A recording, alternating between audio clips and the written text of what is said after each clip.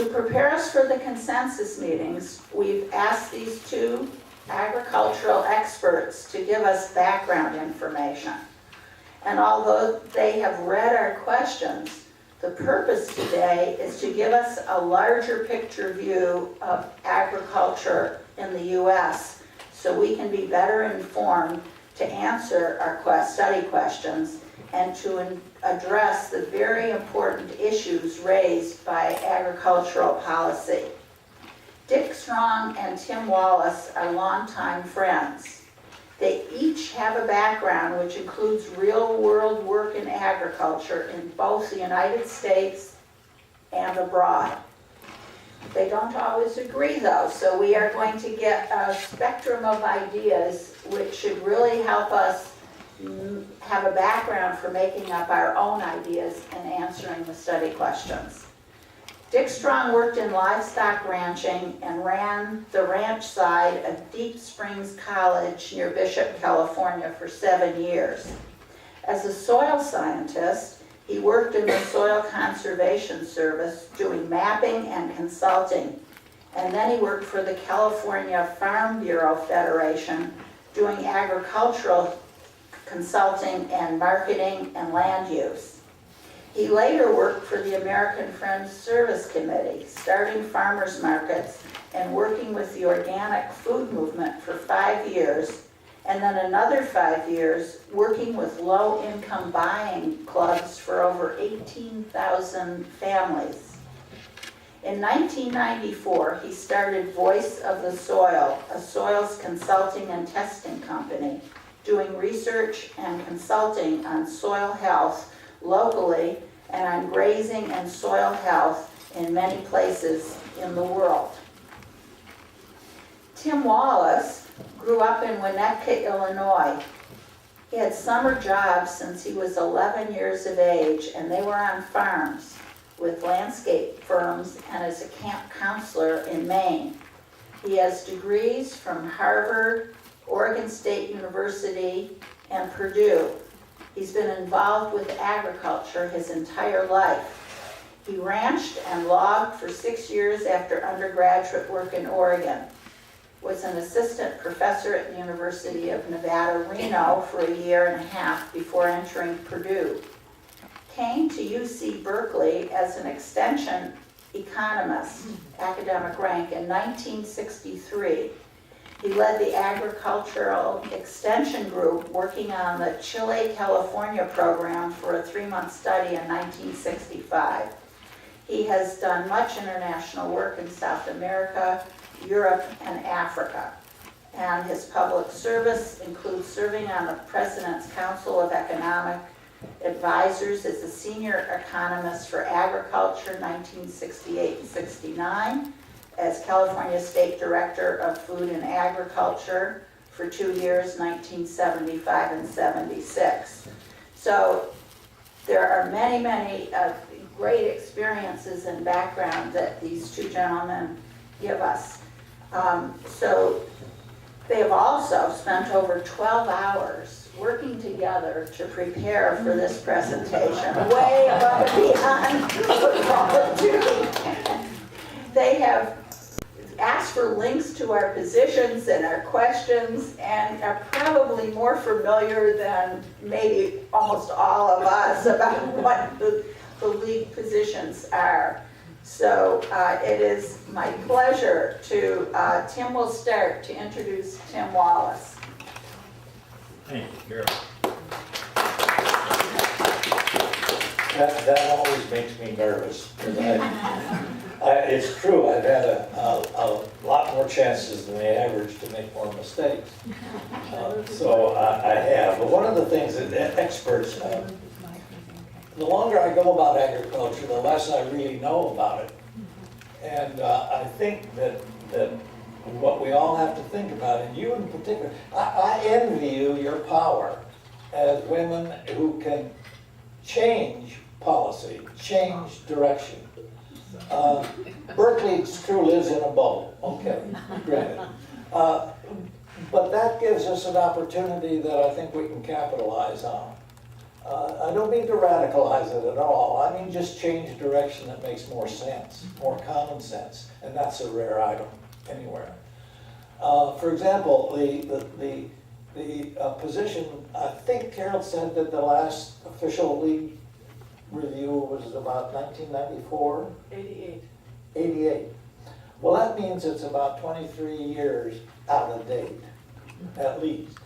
And so you've got to catch up. The farm bill then was honestly more a farm bill. Now it's a food bill. And the battle in Washington is budget. Only 20%, roughly, of the budget and the farm, quote, farm bill goes for agriculture. 80% goes for food programs, like WIC or food stamps. And that is a whole different bailiwick. But it means budget, so the USDA hangs on to it rather than give it to welfare and so forth.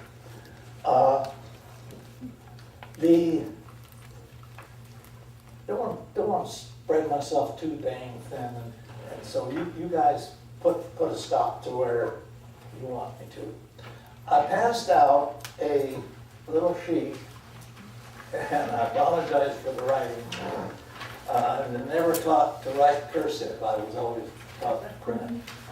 And just to get an idea of what the food system is, and put farmers, farm production, planting, growing, harvesting in the middle.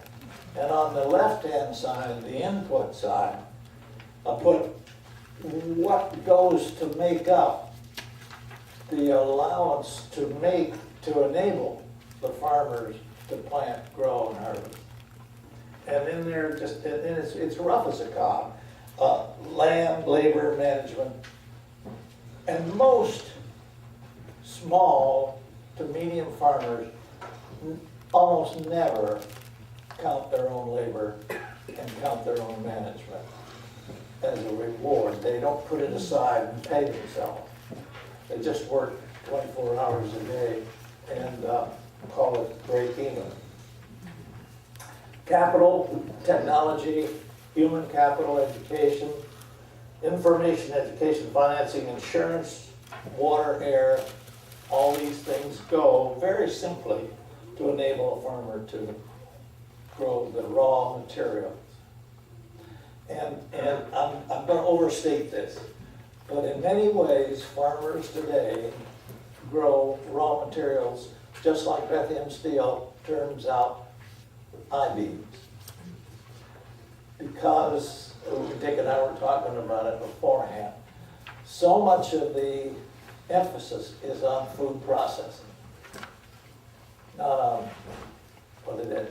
The least, the greatest share, farmer's share that I could find of the consumer's dollar goes in the form of an egg farmer. I mean, you take an egg and you don't think, well, thanks him very much, and what can you do to process an egg? Well, nothing inside, but outside. You have to candle it, you have to sort it, you have to weigh it, you have to grade it, you have to then package it, you have to transport it, you have to insure it. And by the time you get it all done, the farmer gets maybe 3 cents to 4 cents out of a consumer's dollar. And it's a lot less than that for bread. So think, it's a mindset, I know. And Carol and I were talking, what about goals? Has the league thought, rather than just comment on consensus issues and items, what are your goals? Because you're powerful. And I'm one of the guys who believes that you don't have a problem until you have a goal. You have a concern, there's a situation, there are lots of data coming in, but if you aren't really concerned enough to phrase a goal, I don't think you have a problem. Water to me is not a problem. It's an item, it's a topic.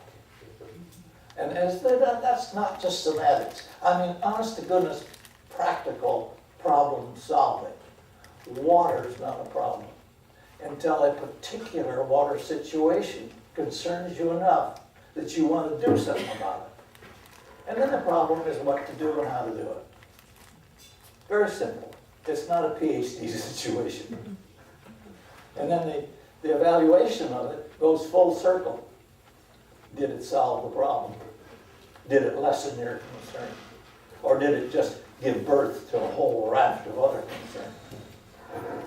Kind of things to think about as you think about consensus. Is that okay?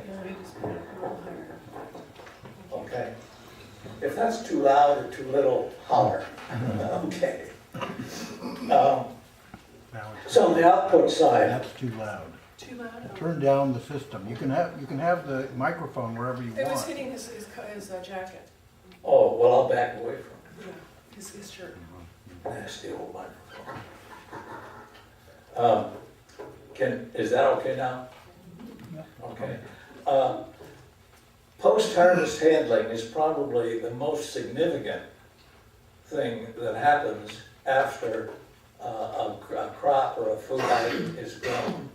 That's where most of the loss occurs. That's where most of the waste occurs.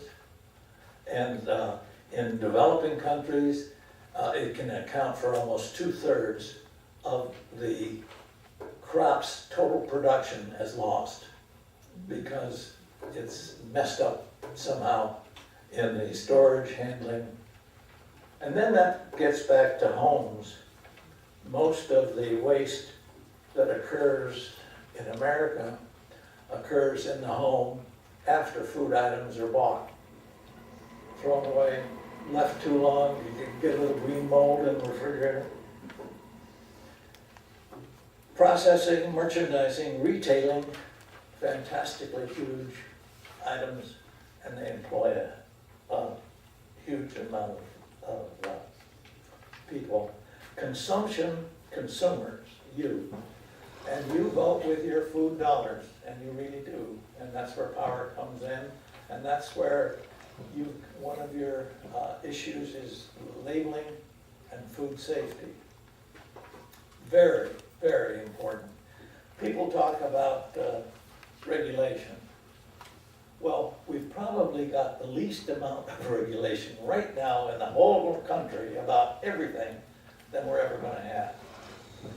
Because you're going to get regulation about how to regulate regulations and the regulators and the funding that goes into regulation and regulators. But that's where you can exert your power. How do you want it done? What is your goal about regulation? And what do you want to do about it? So that's an overview. Now just very, very quickly. Farms, the middle group, are getting bigger. Production is much, much more concentrated. Dick's going to talk about that and does a good job. But with bigness, surprisingly, there's also, that creates a lot of room for niche markets. Little tiny things, where a local farmer may grow a particular variety of something that, wow, it takes off. That's a niche market. What he's got to be on the watch out for is that when that gets too profitable, someone will want to buy him out, or someone will copy him, and it'll get bigger, and then it'll get bigger, and it'll be industrialized later on, just like organic farming, started out with one definition, one sort of compliance, and became industrialized. So when you buy organic stuff in a store, it doesn't mean it came from a nice little small local corner farmer anymore, unless you check it out. Vertical integration. Vertical integration means that a grower submits to the management of his crop by a management group who then provide all the inputs, seed, if it's crops, animal strains, if it's animals, egg strains, hens, if it's a hen, on up through. And that's what's vertical about it. It just moves through all that farms, their food system, but it's under one person, one corporation. And that's the dominant, like 95% of our agricultural production is done that way. More use at this, actually though, on the good side, it presents an opportunity to use more sophisticated technology.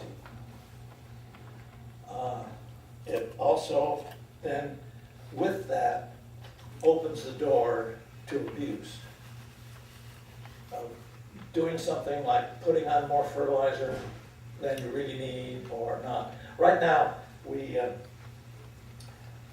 don't have much testing done on a lot of things. It's done on the farm, it's done by the firm, and so one of the regulation things that we want to think about is how to enforce positive testing that allows us to really believe and trust in our system.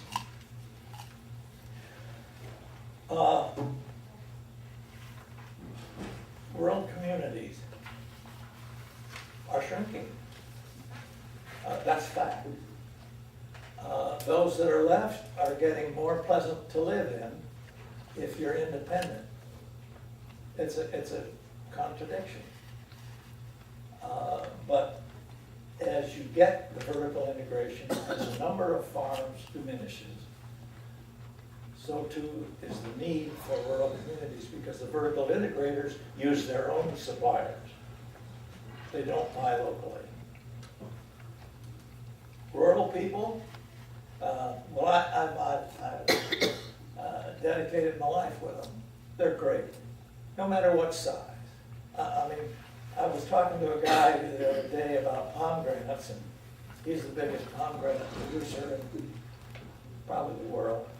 And he said, I'm hunting for 5,000 pickers. I couldn't imagine that. 5,000 men and women to pick pomegranates for 2 weeks. And he's one of the nicest people you'd ever meet. He's not out to put anybody out of work. He's not out to chip anybody. He's not out to poison the ground. He's not out to change the climate. A lot of what he does affect all that. But they're neat people. That will never change. We have now about 2 million farms. We only really need to produce the same amount of food and fiber in America for international trade and for food, our own food consumption, about 50,000. Now that's a huge change of numbers. I'm not saying that's good, bad, or indifferent. That's what it is. The same trends, one of your concerns is animal management. The same trends I've been talking about apply to animal management, only magnified. Because when you get turnover of 1 million hogs a year, you create a lot of sewage and a lot of methane gas and a lot of dry material and wet material that's got to be disposed of. You're talking about another city. And so all of a sudden human health and water aquifers and odor and air pollution become very considerable concern.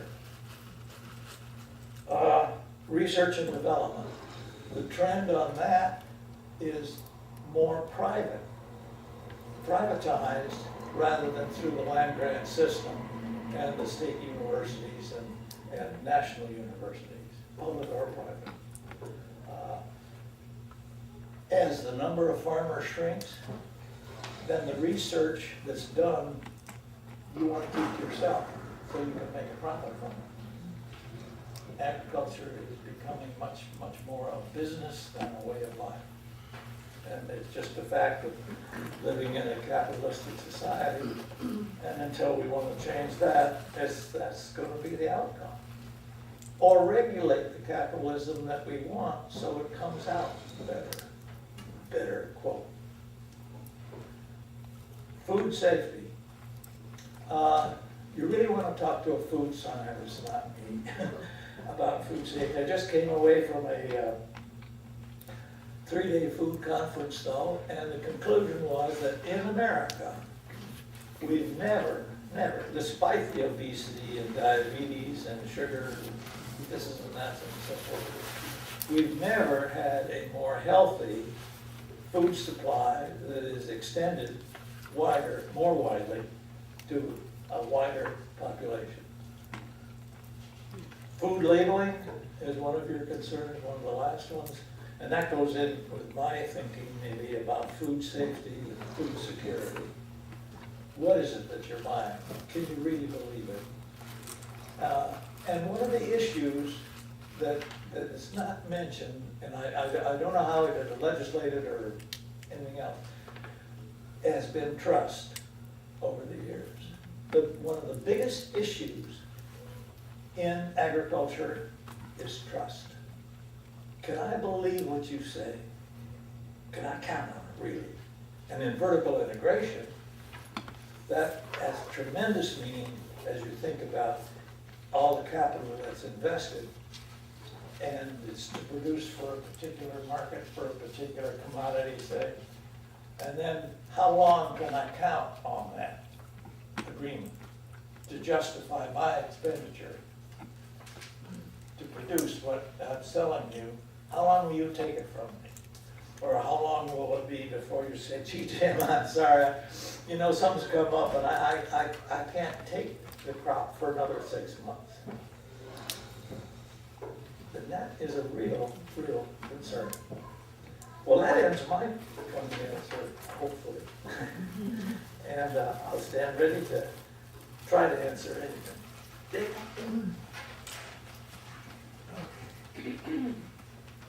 And you're pretty much right on that.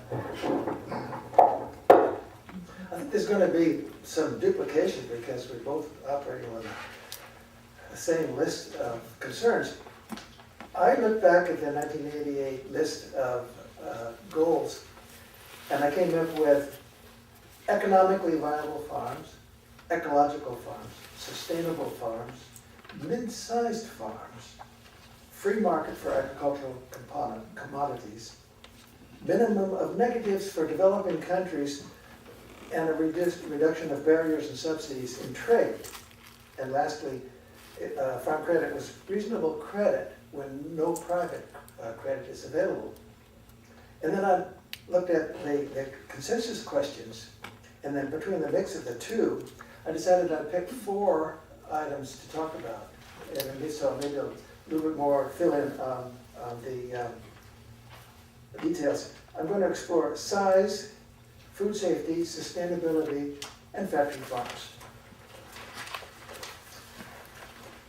And I wrote it out so I'll be organized. I tend to drift.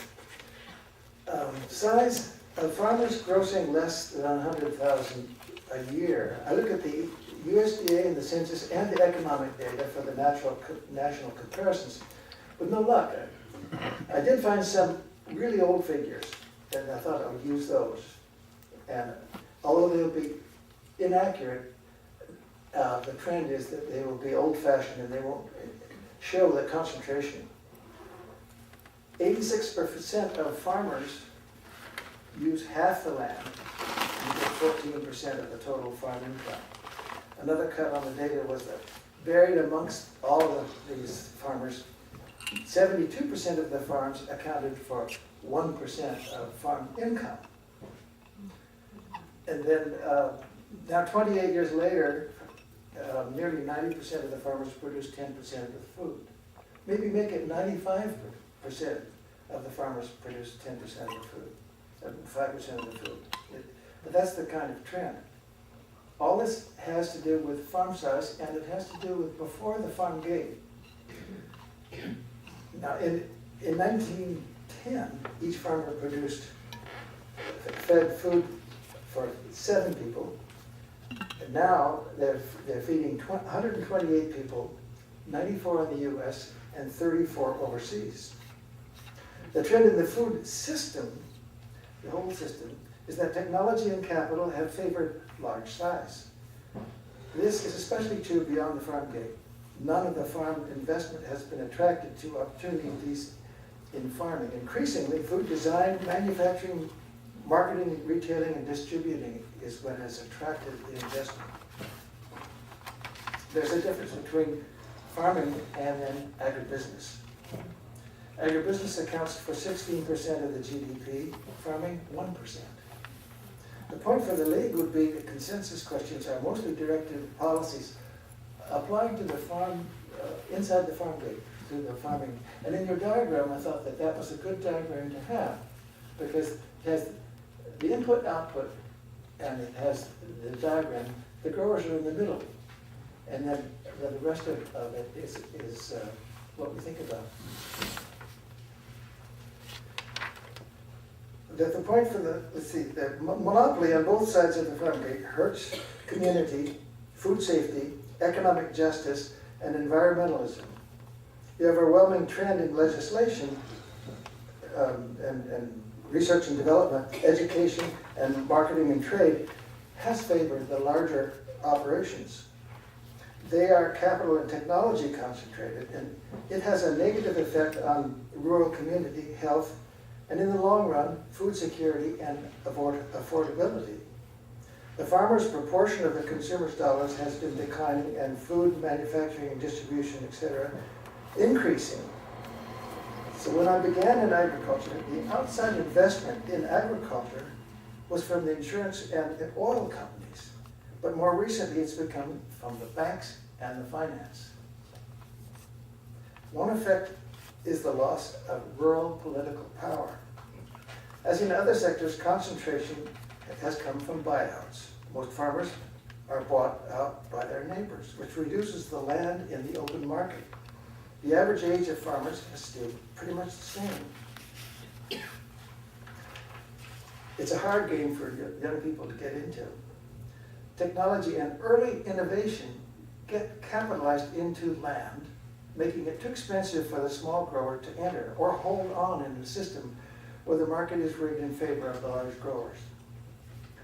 Regarding size, I would like to see antitrust regulations applied to monopolies, fairness in futures trading, opportunities for young farmers, caps on government largesse, disaster relief, but not public assumption of the risk that's inherent in farming, conservation assistance, but not assumption of the production costs, which should be borne as part of it. Transparency in marketing information and farm legislation. So I want to move to the next idea that I want to talk about, which is food safety and labeling. And we have a lot of overlap on this anyway. There are more food recalls from slaughter and processing food than from field contamination. But crop farming needs more rigorous regulation on herbicides, pesticides, and overuse of fertilizer. Although large farms may be organic, use IPM, save water, and are economically viable, in general, they use more chemicals than smaller farmers. I know we disagree on that, but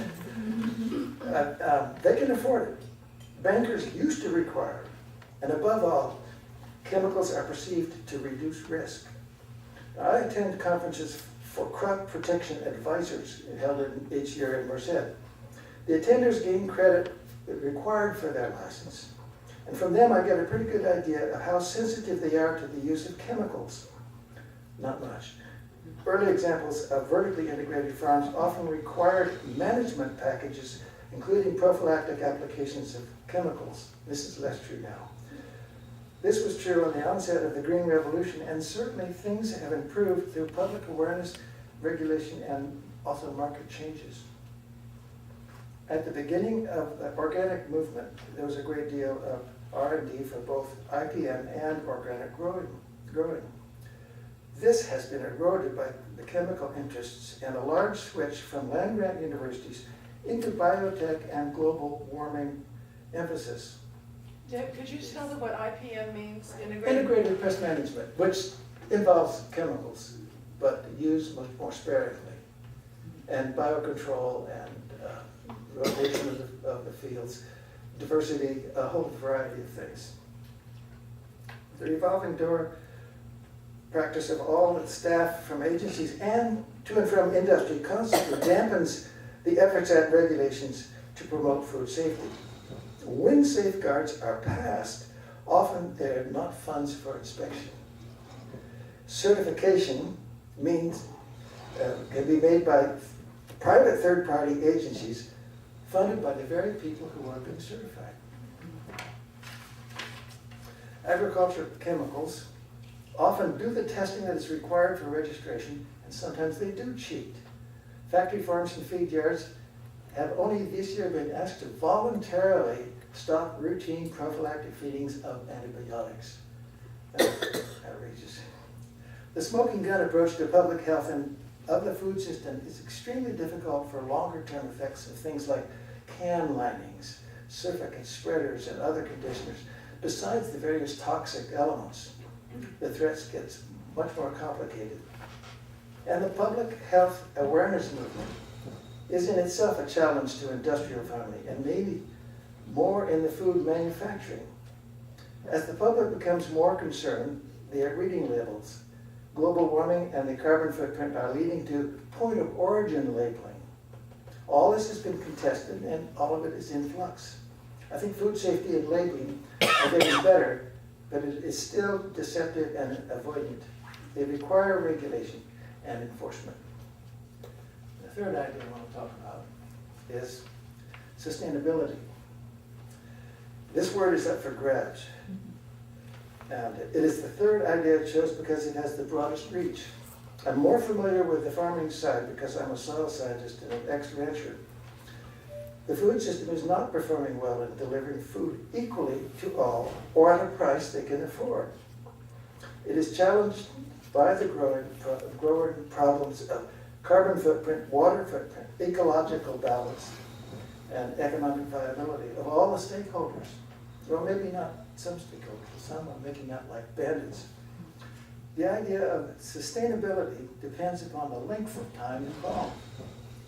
The soils of the Imperial Valley are suffering from increasing salt concentration.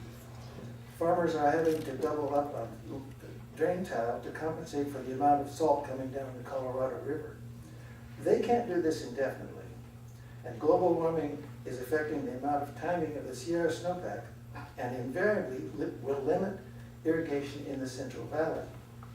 Some things have been controlled for time, sometime, and some not. Conserving soil is a major theme after the Dust Bowl. Conserving water in the Bay Area was a major theme during the drought of 1976 when East Bay water was piped over the Richmond-San Rafael Bridge to share with Marin County.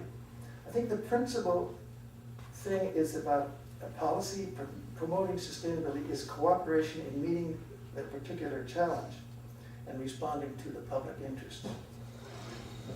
The last thing I'm going to talk about is factory farms. I first selected this from the League's list where it was termed animal management. This is a part of a larger issue, one of industrial farming on a large scale. The scale first favored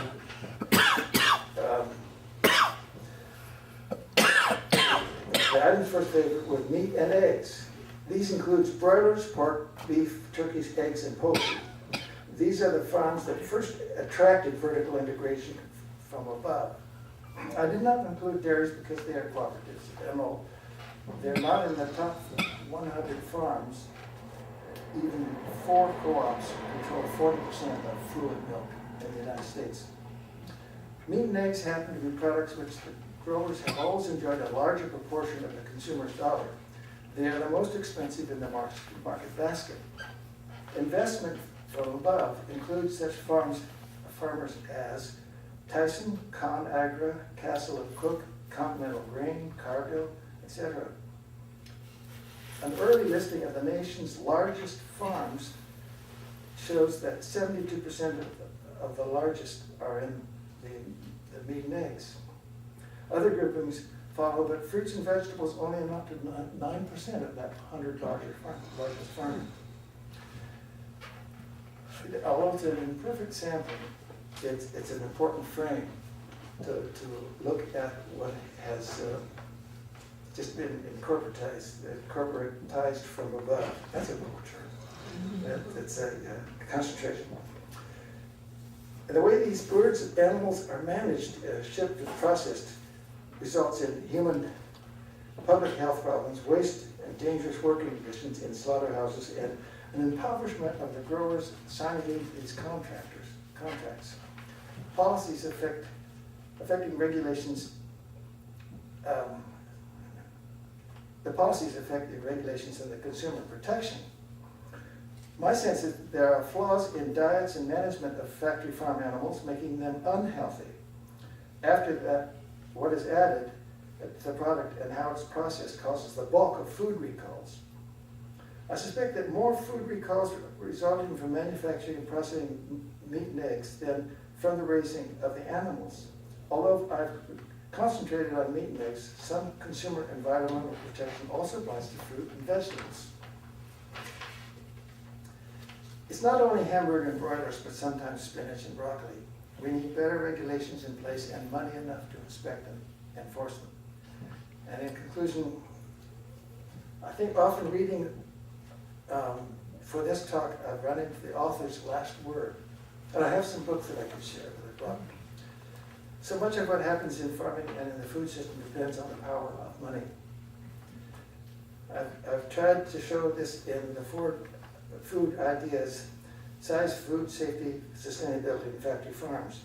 Much has been left out. The fisheries, imports, globalization, and immigration, all of which can be debated or lumped into agricultural policy. What's tricky for me is to keep focused on the issues that we are concerned about, which can have an effect through voting.